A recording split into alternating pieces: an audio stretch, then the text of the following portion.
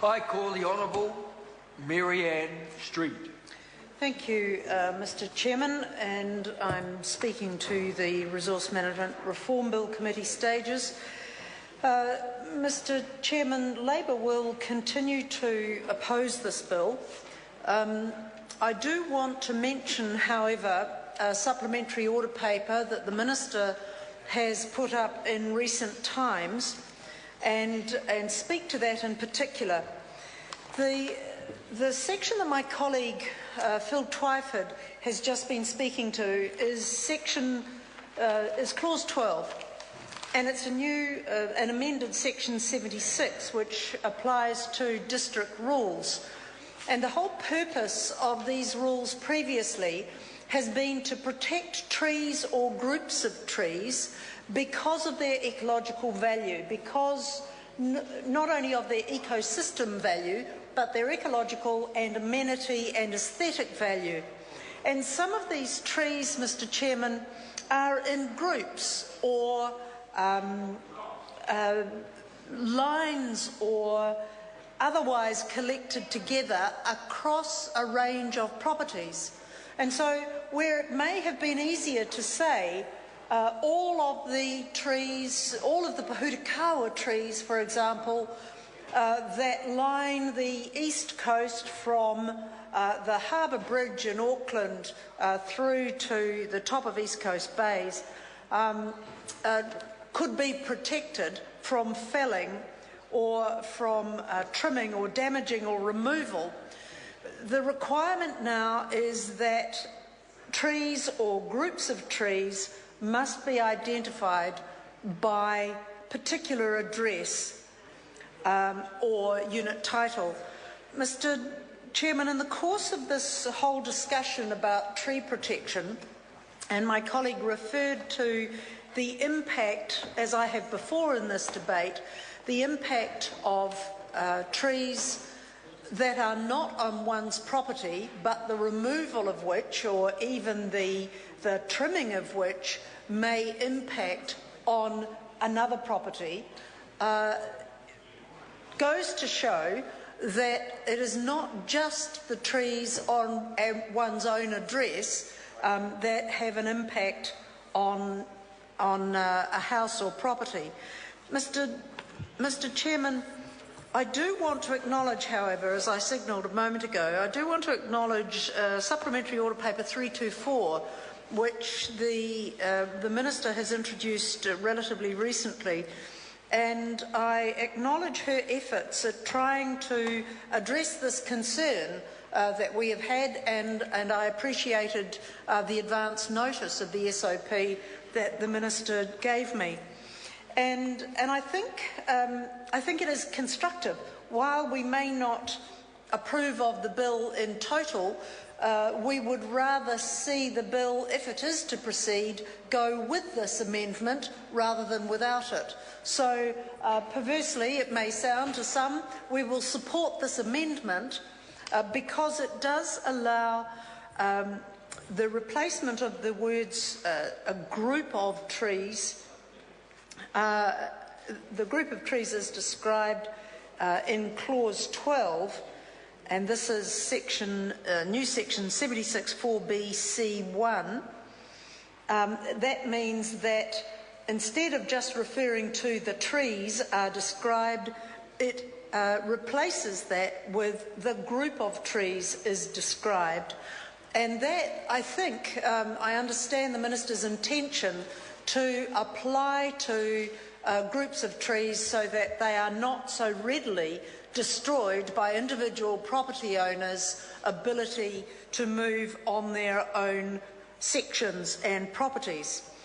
And so I appreciate that effort, and similarly in clause 12 in new 76(4)(d)(a), again the words regardless of whether the tree or trees or group of trees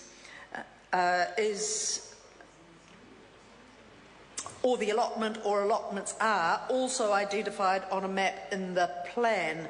Now, this all sounds a little bit technical, but it does provide for a modicum more protection in terms of the words on the page for groups of trees, and that effort is appreciated. Mr. Chairman, however, if I just back up a little bit, Mr. Chairman. The Honourable Mary Ann Street. Thank you very much. If I just back up a little bit, having spoken about section 12, which is one of the sections that required the which received the greatest number of submissions and some of the most vehement advocacy for trees and the benefits that they give us in our communities. One of the concerns that was raised in the course of consideration of that was the additional expense or trouble that councils might have to go to in order to identify trees or groups of trees by lot or address or unit title in order for them to be protected. There are some local authorities and territorial authorities around the country which have not done such an exercise previously and have used only aerial mapping and identified clumps of trees and groups of trees simply by aerial identification. And it is going to mean for some councils and some local authorities that they are going to have to put additional effort and money and time and resources of all sorts into this exercise. When I checked with the two one city council, one district council, both unitary authorities in the Nelson area where I live and work, this was not a problem in particular for Nelson City Council. They already identify trees for protection by address, and that is reflected in some other territorial authorities' practices, but it's not universal around the country, and there will be territorial authorities, local authorities, that will find this cumbersome and expensive. Mr. Chairman, there's one other clause that I wish to speak to at this point, and it's clause 11, and it is the bit about that amends section 53 of the Resource Management Act, and it's changes to or review or revocation of national policy statements. And it says that the Minister may, without using a process referred to in subsection 1, amend a national policy statement if the amendment is of minor effect or corrects a minor error. This has some concern attaching to it, Mr. Chairman, because it means that the Minister, without any consultation process, which is usually required for the development of a national policy statement about any environmental matter, whether it's the quality of water or air quality or whatever it is that the Minister wishes to make a national policy statement on, it does mean that if the amendment is of minor effect and or corrects a minor error, that she is able to do that without consultation, without a consultative process attaching to it.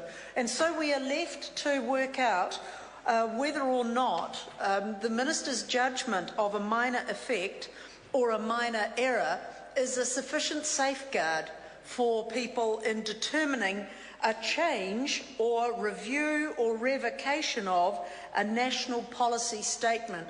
Now, this is a serious matter, Mr. Chairman, and it's one of the things that has caused us concern during the course of this resource management bill. It received a few mentions in submissions.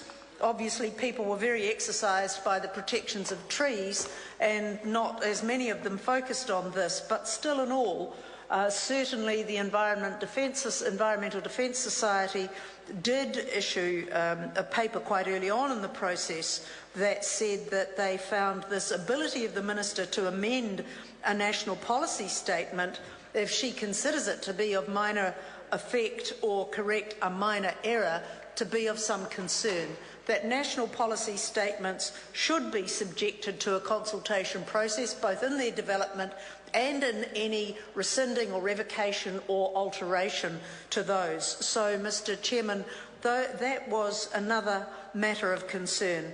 But I started to say before, Mr Chairman, that I wanted to back up a wee bit and just go through some of the figures that pertain to resource management consents. And those have been catalogued elsewhere, and I will come to those again later.